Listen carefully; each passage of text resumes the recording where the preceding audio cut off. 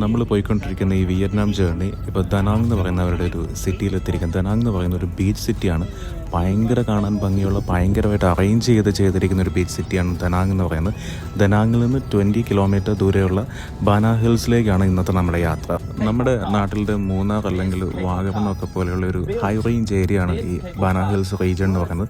അപ്പോൾ അതിനെപ്പറ്റിയുള്ള ഡീറ്റെയിൽ കാര്യങ്ങളൊക്കെയാണ് നമ്മുടെ ടൂർ ഗൈഡ് പറഞ്ഞുകൊണ്ടിരിക്കുന്നത്.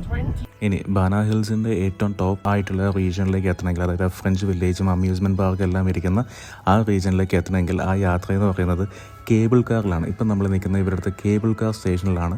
രാവിലെ ആ കേബിൾ കാർ പിടിച്ച് ബാന ഹിൽസിലേക്ക് പോകാൻ വേണ്ടിയിട്ടുള്ള തിരക്കാണ് നമ്മൾ ഈ കണ്ടുകൊണ്ടിരിക്കുന്നത്. ഒരാളും ഇവിടെ ഭയങ്കര അർജൻസിയിലല്ല, സ്റ്റിൽ തിരക്കുണ്ടോ എന്ന് ചോദിച്ചാൽ തിരക്കുണ്ട്, എന്നാൽ അർജൻസിയിലല്ല. ഒരാളെ തട്ടി മാറ്റിയിട്ട് ഫ്രണ്ടിൽ കയറി പോകണം അങ്ങനത്തെ ഈ കാഴ്ചപ്പാടിലല്ല ഇവിടെ ആൾക്കാർ നിൽക്കുന്നത്. എല്ലാവരും ഇത് ടൂറായിട്ട് തന്നെ വന്നിരിക്കുന്നതുകൊണ്ടായിരിക്കാം എല്ലാവരും ഇത് കാണുന്ന കാര്യങ്ങളെല്ലാം എൻജോയ് ചെയ്ത് തന്നെയാണ് പോകുന്നത്. ആ കേബിൾ കാർ സ്റ്റേഷനാണെങ്കിലും അറേഞ്ച് ചെയ്തിരിക്കുന്നതും അവിടുത്തെ പ്ലാനിങ്ങും അവരുടെ ആർക്കിടെക്ചറൽ രീതികളും എല്ലാം കാണുമ്പോൾ നമ്മളും ഭയങ്കര ഇമ്പ്രസ്ഡ് ആവും.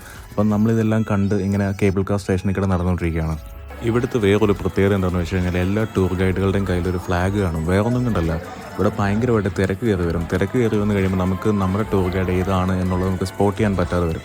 അപ്പോൾ ഇവരുടെ കയ്യിലുള്ള ഒരു ഫ്ലാഗും കാര്യങ്ങളും പൊക്കി പിടിച്ച് ഇങ്ങനെ നടക്കും. നമ്മളെ ഫ്ലാഗ് ആദ്യം പരിചയപ്പെടുത്തും, ഇതാണ് നമ്മുടെ ഫ്ലാഗ് എന്ന് പറയും. എന്നിട്ട് ഇവർ ഈ ഫ്ലാഗ് ഇങ്ങനെ ഹോൾഡ് ചെയ്ത് പിടിച്ച് നടക്കുന്നതുകൊണ്ടാണ് നമുക്ക് ഇവർ ഐഡൻറ്റിഫൈ ചെയ്ത് കിട്ടുന്നത്. അല്ലെങ്കിൽ തിരക്കിൻ്റെ ഇടയ്ക്ക് ഇങ്ങനെ നമുക്ക് കണ്ടുപിടിക്കാൻ പറ്റത്തില്ല. അപ്പോൾ ഞങ്ങളുടെ ടൂർ ഗൈഡിനെ ഫോളോ ചെയ്തു. അങ്ങനെ ചെയ്ത് ടിക്കറ്റും കാര്യങ്ങളൊക്കെ ഓൾറെഡി എടുത്തിട്ടുണ്ടായിരുന്നു. നമ്മൾ ഇവിടെ എത്തി. നമ്മുടെ ഫസ്റ്റ് റോപ്പ് വേ നമ്മൾ സ്പോട്ട് ചെയ്തു. നമുക്ക് പോകേണ്ട റോപ്പ് വേ നമ്മൾ സ്പോട്ട് ചെയ്തു.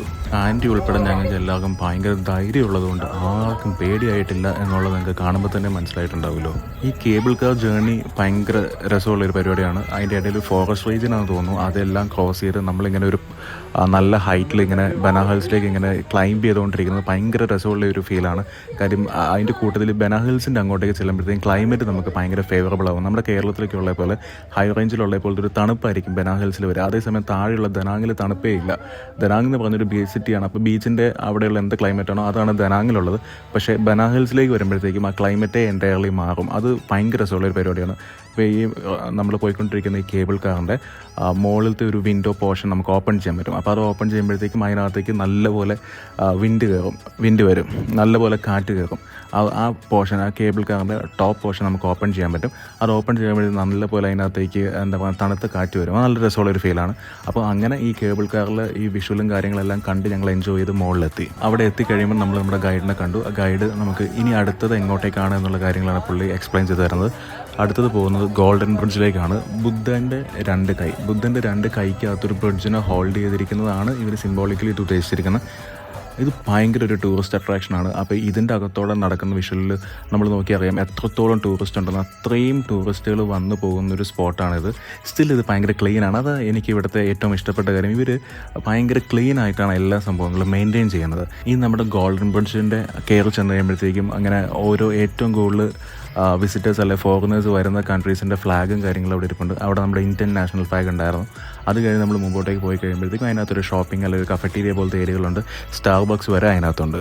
സോ ഈ കേബിൾ കാറിൻ്റെ ആ ഏരിയയിലുള്ളതും പിന്നെ നമ്മുടെ സ്റ്റാർബക്സ് ഇരിക്കുന്ന ഏരിയയുള്ള ഉൾപ്പെടെയുള്ള കാര്യങ്ങളെല്ലാം നമ്മൾ എക്സ്പ്ലോർ ചെയ്തതിന് ശേഷം കുറച്ച് ടൈമിന് ശേഷം നമ്മൾ നേരെ താഴേക്ക് ഇറങ്ങി വന്നു. ആ താഴേക്ക് ഇറങ്ങി വന്നു കഴിയുമ്പോൾ നമുക്ക് രണ്ട് സൈഡിലേക്ക് പോകാനുള്ള ഓപ്ഷൻസ് ഉണ്ട്. ഒന്ന് അവിടെ ഒരു വൈൻ സെല്ലറുണ്ട്. അവിടെ പോയി കഴിഞ്ഞാൽ നമുക്ക് ടിക്കറ്റ് എടുക്കണം. സ്റ്റിൽ ആ ടിക്കറ്റ് എടുത്ത് അകത്ത് പോയി കഴിഞ്ഞാൽ വൈൻ ടേസ്റ്റ് ചെയ്യാനും ഉള്ള കാര്യങ്ങളൊക്കെ ഉണ്ട് അവിടെ. അപ്പം നമുക്ക് അത് പോയി കാണാം. ഡിസ്റ്റിലറിങ് പരിപാടിയുണ്ട്. അപ്പം നമുക്ക് അതൊക്കെ പോയി കാണാം. അതിലൊരു വൈൻ ടേസ്റ്റ് ചെയ്യാനുള്ള ഇതുണ്ട്. അതിന് ശേഷം നമുക്ക് ഒരു ഭയങ്കര ബ്യൂട്ടിഫുൾ ആയിട്ടുള്ള ഗാർഡൻ അവർ സെറ്റ് ചെയ്തിട്ടുണ്ട്. അപ്പോൾ ഗാർഡൻ ഏരിയയിലേക്ക് പോകും. അപ്പോൾ ഞങ്ങൾ ടിക്കറ്റ് എടുത്തു. അത് കഴിഞ്ഞിട്ട് വൈൻ ടേസ്റ്റ് ചെയ്യാൻ വേണ്ടിയിട്ട് പോവുകയാണ്. കാര്യം അവിടെ തന്നെ ചെയ്തെടുക്കുന്ന വൈനുകളാണ്. അപ്പം എന്തായാലും ക്വാളിറ്റിയും അതുപോലെ തന്നെ കൂടുതലായിരിക്കും. പിന്നെ അതൊരു ഫീലാണ്. ആ ബാരലിനകത്തൊന്നും ഈ നമ്മൾ പോകുന്ന വഴിക്കെല്ലാം ബാരലുകളുണ്ട്. ഇത് ചെയ്യുന്ന കുറച്ച് കാര്യങ്ങൾ നമുക്ക് എങ്ങനെ എക്സ്പ്ലെയിൻ ചെയ്ത് തരും. അത് കഴിഞ്ഞ് ഞങ്ങൾ അകത്തേക്ക് ചെന്നു. ഞങ്ങൾ ടേസ്റ്റ് ചെയ്തെന്ന് വെച്ച് കഴിഞ്ഞാൽ ഞാൻ വൈറ്റ് വൈൻ എടുത്തു, അങ്കിൾ വൈറ്റ് വൈൻ എടുത്തു, പിന്നെ എല്ലാവരും മോക്ടെയിൽസാണ് എടുത്തത്.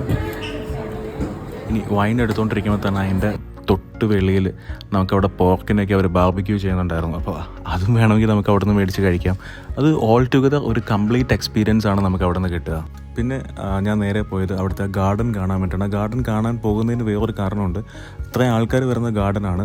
ആ ഗാർഡൻ അവർ പ്ലാൻ ചെയ്തിരിക്കുന്ന രീതി ഭയങ്കര നന്നായിട്ടുണ്ട്. കാരണം ഏത് പ്ലാന്റ്സാണ് അവിടെ ഏറ്റവും ബെസ്റ്റായിട്ട് ആപ്റ്റ് ആവുന്നതെന്ന് നോക്കി, ഏത് ഫ്ലവേഴ്സാണ് ബെസ്റ്റ് എന്ന് നോക്കി, അതുപോലെ എന്ത് ടൈപ്പ് ട്രീസാണ് അവിടെ വേണ്ടതെന്ന് പ്ലാൻ ചെയ്ത് അങ്ങനെയാണ് ആ എൻറ്റയർ ഏരിയ പ്ലാൻ ചെയ്തേക്കുന്നത്. അപ്പോൾ നമുക്ക് അതിൽ പോയി കഴിഞ്ഞാൽ ഇപ്പോൾ നമുക്ക് ഫോട്ടോ എടുക്കണ്ട എന്ന് വിചാരിച്ച് പോകുന്ന ആൾക്കാരും ഫോട്ടോ എടുക്കും, റീൽ വേണ്ട എന്ന് വിചാരിച്ച് പോകുന്ന ആൾക്കാരും റീൽ എടുക്കും. അപ്പോൾ അവിടെ ഫോട്ടോ എടുക്കുന്നതും റീൽ എടുക്കുന്നതും ആ ഏരിയ അത്രയും ഭംഗിയിൽ ചെയ്തിരിക്കുന്നത് കൊണ്ട് മാത്രമാണ് നമുക്ക് ആ വിഷ്വൽ കാണുമ്പോൾ തന്നെ നമുക്കും അത് ഭയങ്കരമായിട്ട് ഇഷ്ടപ്പെടും.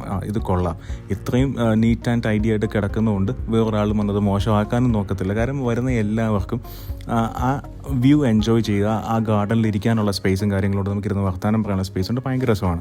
അതിനുശേഷം ഞാൻ നേരെ പോയത് ഒരു ബുദ്ധിസ്റ്റ് ടെമ്പിളുണ്ട്, പിന്നെ ഒരു ബുദ്ധൻ്റെ സ്റ്റാച്യൂവും കാര്യങ്ങളൊക്കെ അവിടെയുണ്ട്. അപ്പോൾ ഇതെല്ലാം കാണാൻ വേണ്ടിയിട്ടാണ് പോയത്. ആ ടെമ്പിളിൻ്റെ അവിടെയാണെങ്കിലും അവിടെ ആൾക്കാർ വരുന്നുണ്ട്, പ്രാർത്ഥിക്കുന്നുണ്ട്. പിന്നെ ഒരു വലിയൊരു ബുദ്ധൻ്റെ സ്റ്റാച്യൂ ഉണ്ട്. പിന്നെ നമ്മൾ അതിലേക്ക് നടന്നു പോയി കഴിയുമ്പോൾ അതിൻ്റെ ഒരു എൻഡ് എത്തും. ആ എൻഡ് എത്തിക്കഴിയുമ്പോൾ നമുക്ക് നമ്മൾ വന്ന റൂട്ടും കംപ്ലീറ്റ് കാണാൻ പറ്റും. പിന്നെ ആൽപൈൻ കോസ്റ്റർ എന്ന് പറഞ്ഞിട്ടുള്ള ഇവർ റൈഡുണ്ട്, അത് ഭയങ്കര ഫേമസ് ആണ്. ആ റൈഡും കാര്യങ്ങളൊക്കെ അവിടെ കാണാൻ പറ്റും. ഇപ്പോൾ ലഞ്ചിൻ്റെ ടൈമായി അപ്പോൾ നമ്മളെല്ലാവരും ഒരുമിച്ച് ഗൈഡ് ചോദിച്ചാൽ എവിടെ നിന്നാണ് ഫുഡ് കഴിക്കേണ്ടത് എന്നുള്ള സംഭവം വന്നു. അപ്പോൾ നമ്മൾ തീരുമാനിച്ച് നമുക്കൊരു ഏഷ്യൻ കുസീൻ കഴിക്കാമെന്ന് വിചാരിച്ചു. എനിക്ക് ഇതിനൊരു കാര്യം മനസ്സിലായത്, വിയറ്റ്നാമിൽ ചെന്നാൽ ഏത് എക്സ്റ്റൻറ്റിലും ഫുഡ് കഴിക്കാമെന്ന് മാത്രമല്ല നമ്മൾ ഒരിക്കലും പട്ടിണി കിടക്കില്ല. അതിനത്രയുള്ള ഫുഡ് അവിടെ എന്തായാലും കിട്ടും. പിന്നെ ഫുഡ് പോയ്സൺ വരാനുള്ള ചാൻസസും കുറവാണ്. കാര്യം ഇവരുടെ ഫുഡും കാര്യങ്ങളെല്ലാം ഭയങ്കര നല്ലതാണ്. അപ്പോൾ അത് കഴിഞ്ഞ് ഏഷ്യൻ കുസീൻ കഴിക്കാൻ തീരുമാനിച്ചു. അപ്പോൾ ആ ഏഷ്യൻ കുസീൻ കിട്ടുന്ന ഇതിനകത്ത് തന്നെ ഹോട്ടലുകളും ഉണ്ട് കേട്ടോ. അപ്പോൾ റെസ്റ്റോറൻറ്റിലേക്കാണ് നമ്മൾ പോയിക്കൊണ്ടിരിക്കുന്നത്. ഇവിടുത്തെ ഒരു ബൂഫയുടെ സ്പ്രെഡ് എന്ന് പറയുന്നതാണെങ്കിലും അത്യാവശ്യം നല്ല സ്പ്രെഡാണ്. ഞാൻ അതിൻ്റെ വിഷ്വൽസ് കാണിച്ചു തരാം. ഇത്രയും ഫുഡ് എല്ലാം നമ്മൾ കഴിക്കുമെന്നല്ല, പക്ഷേ കഴിച്ച എല്ലാ സംഭവത്തിനും നല്ല ടേസ്റ്റ് ഉണ്ടായിരുന്നു. ഡെസേർട്ട്സ് ആയിക്കോട്ടെ എന്താണെങ്കിലും നല്ലതാണ്. അപ്പോൾ അവിടെ നിന്ന് കഴിച്ചു. അവിടെ നിന്ന് കഴിച്ചതിന് ശേഷം നമ്മൾ ഇറങ്ങിയിട്ട് നെക്സ്റ്റ് ഫുഡ് കഴിച്ചതിന് ശേഷം ഞങ്ങൾ ആദ്യം പോയത് ആൽപൈൻ കോസ്റ്ററിൽ കയറാനാണ്. ആൽപൈൻ കോസ്റ്ററിൽ കയറിയതിൻ്റെ വീഡിയോയോ ഫോട്ടോയോ കയ്യിലില്ല. അതിൻ്റെ കാരണം എടുക്കാൻ പറ്റുന്ന പോലത്തെ ഒരു റൈഡല്ല അത്. കാര്യം നമ്മൾ തന്നെ ഷൂട്ട് ചെയ്യണം, നമ്മൾ തന്നെ വണ്ടി ഓടിക്കണം എന്ന് പറഞ്ഞാൽ പാടാണല്ലോ. അപ്പോൾ പിന്നെ അത് നടന്നില്ല. പിന്നെ എനിക്കൊരു പ്രശ്നമില്ലായിരുന്നു അത് കയറുന്നതിൻ്റെ തൊട്ട് മുമ്പ് വരെ. റോപ്പ് വേ അല്ലെങ്കിൽ കേബിൾ കാർ പോലെ സുഖമായിട്ട് പോകുമെന്നാണ് വിചാരിച്ചത്. പക്ഷെ നടന്നില്ല. അത്യാവശ്യം ഒരു പേടിയൊക്കെ ഉണ്ടായിരുന്നു. എന്നാലും കുഴപ്പമില്ല, ആ സംഭവം കംപ്ലീറ്റ് ചെയ്തു. അങ്കിളിനും കസ്റ്റമർ അവർക്ക് രണ്ടും യാതൊരു പ്രശ്നമില്ലായിരുന്നു. ഒരു ഫുൾ സ്പീഡിൽ തന്നെ ചെയ്തു. എനിക്ക് എന്തോ താഴോട്ട് നോക്കി കഴിഞ്ഞപ്പോൾ ഒരു ചെറിയ പ്രശ്നം വന്നു. സോ അതിനുശേഷം അവിടുത്തെ അമ്യൂസ്മെൻറ്റ് പാർക്കുണ്ട്. അമ്യൂസ്മെൻറ്റ് പാർക്കിൽ ജസ്റ്റ് ഒന്ന് കയറി കണ്ടു. ഇത് ശരിക്കും കുട്ടികളായിട്ടും കൂടെ വരുന്ന ആൾക്കാർ, അതൊരു ഫാമിലി ട്രിപ്പായിട്ട് വരുന്ന ആൾക്കാർക്ക് വെർത്താണ് സൺവേൾഡ് ബനാന ഹിൽസ് വിസിറ്റ് ചെയ്യുന്നത്. കാര്യം അത്രയധികം റൈഡുകളും പിന്നെ ഫുഡാണെങ്കിൽ ഫുഡ്, പിന്നെ സുവനേഴ്സ് മേടിക്കാനാണെങ്കിൽ അത്, അങ്ങനെ ഒരുപാട് ഓപ്ഷൻസ് ഉണ്ട്. പിന്നെ ഇതിൽ ഞങ്ങൾ നേരെ പോയത് ഫ്രഞ്ച് വില്ലേജിലേക്കാണ്. പണ്ട് സഞ്ചാരത്തിൻ്റെ എപ്പിസോഡിനകത്ത് പറഞ്ഞിട്ടുള്ള ഇതുപോലെ തന്നെയാണ്. അവിടെ ചെന്ന് കഴിയുമ്പോൾ എങ്ങനെയാണ് ഫ്രാൻസിലെ അല്ലെങ്കിൽ ഫ്രഞ്ച് വില്ലേജ് എന്ന് പറയുന്ന പേര്, അതിൻ്റെ അവിടെ ചിലപ്പോൾ എങ്ങനെയാണ് ക്ലൈമറ്റും കൂടെ ഫേവറബിൾ ആവണേ എന്നുള്ളത് നമുക്ക് സ്വാഭാവികമായിട്ട് സംശയം വരുന്ന രീതിയിൽ അവിടുത്തെ ക്ലൈമറ്റ് ഭയങ്കര ഫേവറബിൾ ആണ്. ഒരു ചെറിയ തണുപ്പുള്ളൊരു കാലാവസ്ഥയാണ് എപ്പോഴും അതിനകത്ത്. അപ്പോൾ ഫ്രഞ്ച് വില്ലേജിൽ കൂടെ ഞങ്ങൾ നടന്നു. പിന്നെ ഞങ്ങൾ ടൂർ ഗൈഡ് ഞങ്ങൾക്ക് ഓരോ കൂപ്പൺ കൊണ്ടു തന്നു. ഒരു കൂപ്പണിൽ നമുക്ക് 2 ബിയർ വെച്ച് കിട്ടുമായിരുന്നു. അപ്പോൾ അങ്ങനെ ഞങ്ങളുടെ കയ്യിൽ അത്യാവശ്യം ബിയറിനുള്ള കൂപ്പൺ ആയിരുന്നു. പിന്നെ വഴിയെ പോയ ഒരാൾ വന്ന് അവൻ്റെ കയ്യിൽ കൂപ്പൺ എക്സ്ട്രാ വന്നു. അപ്പോൾ എവിടെ നിന്നോ വന്ന ആൾക്കാരാണ്, പുള്ളി കൊണ്ടുവന്നൊരു 10 കൂപ്പണും കൂടെ തന്നു. ലാസ്റ്റ് ഞങ്ങൾക്ക് കൂപ്പൺ എക്സ്ട്രാ വന്ന് ആ എക്സ്ട്രാ ഞങ്ങളെ കൊണ്ട് വയ്യാണ്ട് വന്ന കൂപ്പൺ ബാക്കിയുള്ളവർക്ക് കൊടുത്ത്.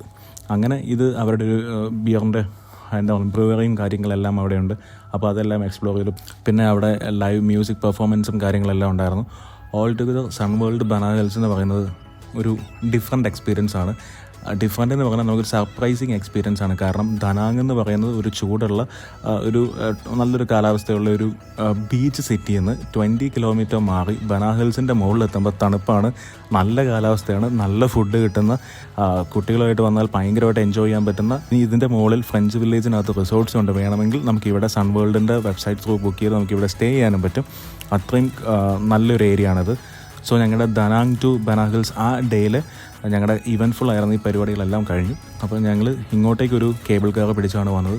അതുപോലെ തന്നെ ഇവിടുത്തെ ഇവൻറ്റ്ഫുൾ ഡേയും, ഇവിടുത്തെ ഇവൻറ്റ്ഫുള്ളിനേക്കാൾ ഉപരി ഇവിടുത്തെ ഒരു ഭയങ്കര ഹാപ്പി ആയിട്ടുള്ള ഡേയും കാര്യങ്ങളെല്ലാം കഴിഞ്ഞതിന് ശേഷം ഞങ്ങൾ നേരെ വേറൊരു കേബിൾ കാറും പിടിച്ച് താഴേക്ക് പോവാണ്. അവിടെ നിന്ന് നേരെ ദനാങ്ങിൽ ഞങ്ങൾ താമസിച്ചുകൊണ്ടിരുന്ന ഹോട്ടലിലേക്ക്.